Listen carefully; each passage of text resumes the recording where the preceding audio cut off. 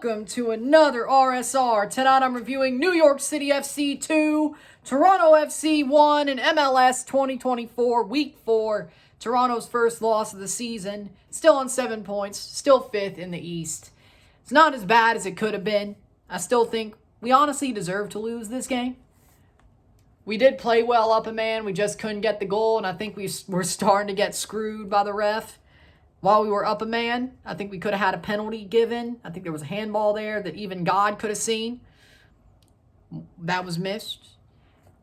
We should have been up 2 men, I think. The dog so call should have been a red, so I don't even think we should have lost in that case. But you know what?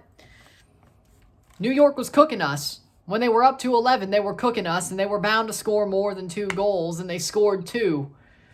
They should have scored more. Luka Gavron legitimately kept us in this game. Even if he was the reason why the 2 goals were scored, he still was the reason we were in this game. So, goals were scored as follows. In the 7th minute, Jaquil Marshall-Ruddy scores his first MLS goal, gets the ball, rounds the keeper, deposits the ball into the net.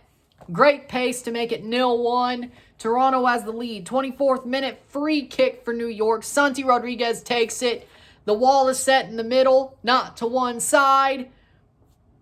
And, Santi Rodriguez bangs it home. 1-1 in the 24th minute. Golazo. Beautiful goal.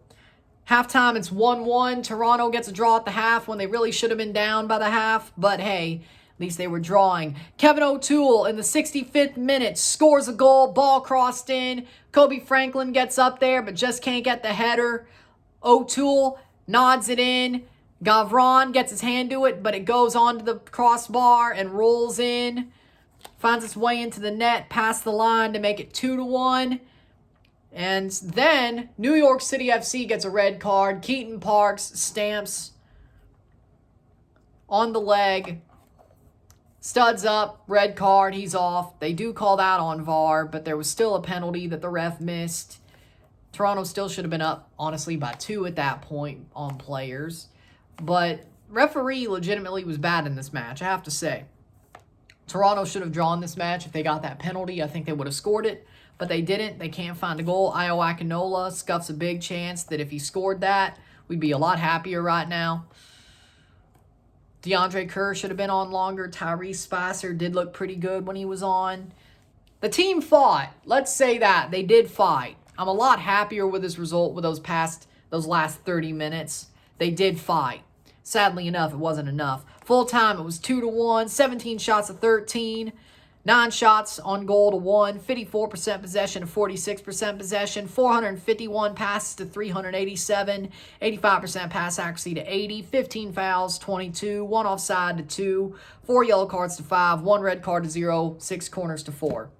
New York deserved to win this game. I will say that much. They were cooking us. When it was 11v11, they were cooking us. There was not enough width for us to play on. Our transition play was very sloppy. New York was quicker to every ball. They were outrunning us. When it was even, New York was the better team.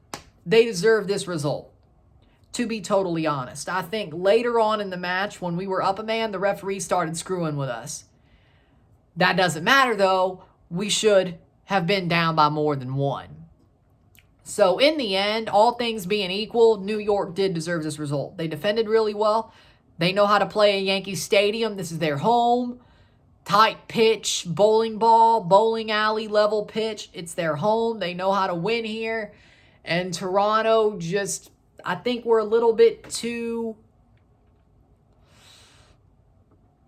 fast. They tried to play a little bit too fast, and in the end, I think it ruined them, to be honest. Again, they fought very well, and Luka Gavron, to me, is still man of the match. Yeah, he did allow both goals, and he was honestly the reason both goals went in, but I still think Luka Gavron's man of the match, because New York, I honestly don't know where I'd go with it. I could go for O'Toole, I could go for Santi, but really, it's 2 moments of magic. Again, it could have been more, of course, but Luka Gavron made sure it was only 2, and we still had a chance when we were up a man. So, you know what? I'm going to give it to Luka, even though we lost, because he deserves it. Played a damn good game. Davy Flores did too. I don't really see anybody on New York that deserves man of the match. besides the 2 goal scorers. And even then, all they had was a goal, really. I think that was a team performance from New York is my point. I think that was a team performance. I think that was a performance that was led to by the way that their pitch is set up, by the way that their stadium is set up. That's how the result happened. I thought Toronto played very well at times. I think they were getting cooked when it was even. But when it was up a man, they really should have scored. Again, they missed a penalty. The referee missed a handball that should have led to a penalty that should have led it to be 2-2. And I think we're all a lot happier here. But when Toronto was up a man, they were going for it. Whether that was because New York let them go for it and they were taking those chances, or whether it was just Toronto was starting to dominate there, it is what it is. But Toronto, I think, will answer back next week better. I think this is just a bound-to-happen performance. You're not going to win every game, and you're not going to draw or win every game. You're going to lose at some point. And you know what? New York, I'm not surprised. Yeah, Toronto's played well, but they've had moments where they've been cooked throughout this season. Just at some point, you're not going to get away with not allowing a goal, which they finally allowed their first set-piece goal of the year and their first open play goal of the year. Their first, 30-some minutes of trailing all year. Overall, I mean, the team's still playing well. This was bound to happen. They were bound to trail at some point. They were bound to allow a goal at some point. Was the performance the best, especially 11v11? No. 10v11, it was pretty good. It was starting to get back to what they wanted. But again, they probably got more room on the wings. They probably got more room in the pitch to play the ball forward. I don't think they played well with a narrow pitch. I think New York put a lot of people on us. I think they tried to smother us out, which I think it worked. Even when we were up a man, they tried to smother us out, and it worked. That was the game plan. I think New York's game plan on that pitch was a perfect game plan to counteract what Toronto wanted to do. And that's exactly why they won. Besides the ref being crappy. But, I don't like the ref's calls. I think he blew his whistle way too many times for New York. Like every 30 seconds, you touch a guy, it's a foul. Toronto, there were a couple of things that were like obvious fouls that he didn't call. I'm like, but they get it, and it's just a gust of wind. Like, it's just a slight touch, like poke, foul. We get fouled, and it's not a foul. And I don't get it.